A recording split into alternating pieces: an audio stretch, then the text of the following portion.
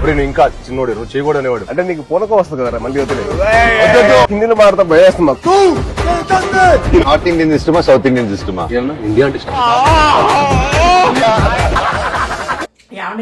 ఏమన్నా అంటే అన్నామంటారండి. అసలు నాకు అర్థం కాదు ఏంటి అసలు ఈ మ్యాథ్స్ ర్యాగింగ్ ఏంటి అసలు. ఈయన ఎందుకు వచ్చాడు అసలు మధ్యలోకి? జట్ పంజా గారు వచ్చి మామూలుగా ర్యాగింగ్ చేయలేదు అసలు. ఆ పిల్లాన్ని పాపం చేసి మా బెల్లం బాబుని, బెల్లం బాబు కదా అండ్ మై కో స్టార్ బెల్లం గారు.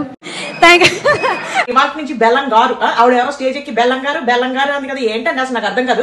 ఎవరెవరో వచ్చి అందరూ మా బెల్లం బాబుని బెల్లం గారు అనుకుంటూ ర్యాగింగ్ చేస్తారండి. అసలు వీళ్ళు ముగ్గురు కలిపి బ్యాక్ బెంచర్స్. ఎవరు? మన సాయిధరం తేజు.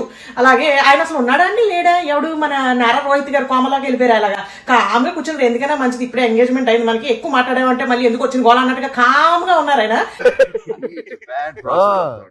ఈయన ఇంకా అసలు పట్టుకోలేదు మంచు మనోజ్ గారిని. అందుకని మొత్తం బ్యాక్ బెంచర్స్ ముగ్గురు కలిపి టాపర్ అయినటువంటి మన బెల్లం బాబుని మాస్ ర్యాగింగ్ చేస్తారండి. అసలు నాకు అర్థం కాదు. మా బెల్లం బాబు సినిమా, అలాగే మా నారా రోహిత్ సినిమా, అలాగే మా మంచు మనోజ్ సినిమా, ముగ్గురు చక్కగా భైరవం అనుకుంటూ వచ్చేస్తున్నారు. వాళ్ళ మూవీ నేను కూడా హార్ట్ఫుల్ గా కంపర్మైజ్ జంపర్ హిట్ అవ్వాలని కోరుకుంటున్నాను.